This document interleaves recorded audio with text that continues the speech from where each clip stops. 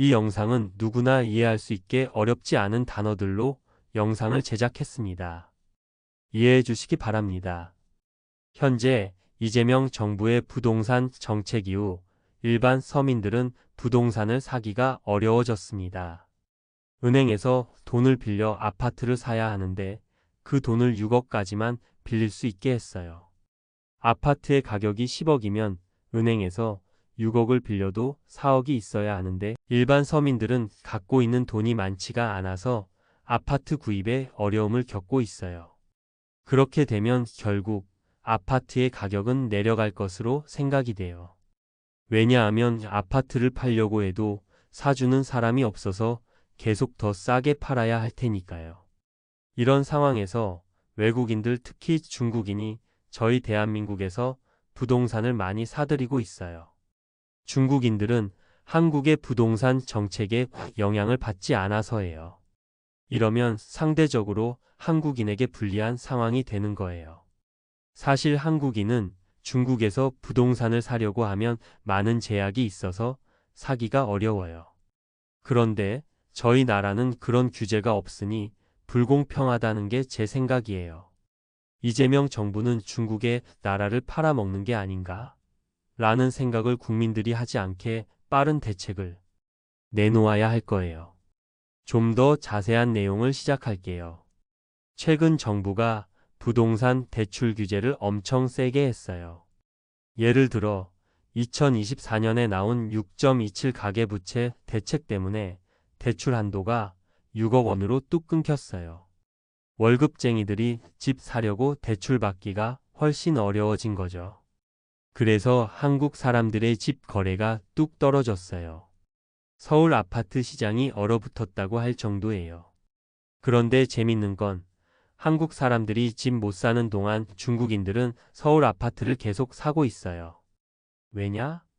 한국의 대출 규제는 한국 사람들에게만 적용되거든요.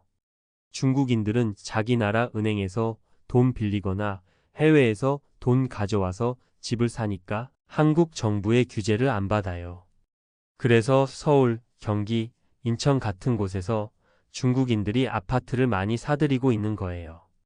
2024년 기준으로 외국인이 가진 한국 집이 10만 채가 넘는데 그중 중국인이 큰 비중을 차지하고 있대요.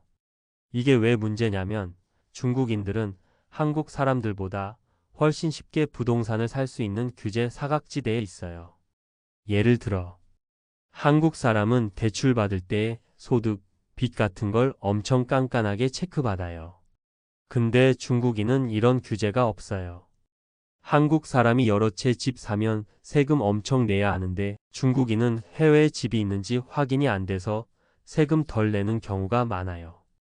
투기과 열지구, 즉 집값이 뜨거운 지역에서도 중국인은 집을 사서 실제로 안 살아도 괜찮아요. 한국 사람은 이런 지역에서 집 사면 꼭 살아야 하거든요. 이렇다 보니 한국 사람들이 우리는 규제 때문에 집 못 사는데 외국인은 부동산 쇼핑하냐 며 화내는 거예요. 중국인들은 특히 서울, 경기, 인천 같은 수도권 아파트를 좋아해요. 고급 아파트나 역세권 아파트를 많이 사들인대요. 예를 들어 강남이나 송파 같은 곳에서 외국인 매입이 늘고 있다고 해요. 이건 집값이 오를 가능성이 큰 지역이라 투자 가치가 높다고 생각하기 때문이에요. 이런 상황에 한국 사람들 불만이 커지니까 정부와 국회도 움직이고 있어요. 규제 강화 논의를 하고 있어요. 지금 외국인이 집 사는 건 신고만 하면 되는데 앞으로는 허가제로 바꾸자는 법안이 나왔어요. 즉 정부 허락 없으면 못 사게 하자는 거예요.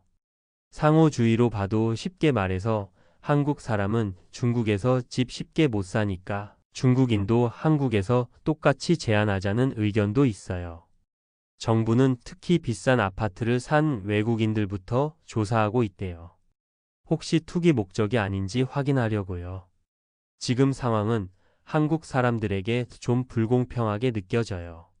정부가 대출 규제를 세게 하니까 한국 사람들은 집 사기 힘들어졌는데 중국인들은 규제 없이 집을 사들이고 있거든요. 이게 계속되면 집값이 더 오를 수도 있고 한국 사람들의 불만도 커질 거예요.